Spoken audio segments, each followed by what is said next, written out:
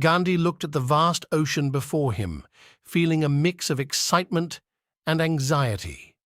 He had walked for 24 days, covering 390 kilometers, with thousands of followers behind him. He had defied the British law that forbade Indians from making or selling salt, a basic necessity of life. He had challenged the mighty empire that ruled over his country for more than a century.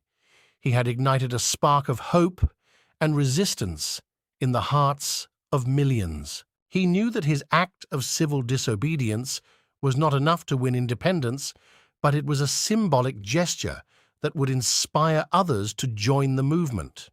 He knew that he would face arrest, imprisonment, and violence, but he was prepared to pay the price for freedom. He knew that he would face arrest, imprisonment, and violence, but he was prepared to pay the price for freedom.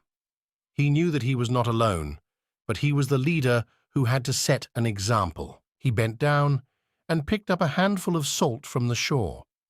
He held it up high, showing it to the world. He said, "With this, I am shaking the foundations of the British Empire." He then tasted the salt, feeling its sharpness on his tongue. He smiled, knowing that he had tasted the salt of freedom. The crowd cheered, following his lead. They also gathered salt from the sea, defying the law and the authorities. They shouted slogans of freedom and praised Gandhi as their Mahatma, their great soul. The news of Gandhi's Salt March spread across India and the world.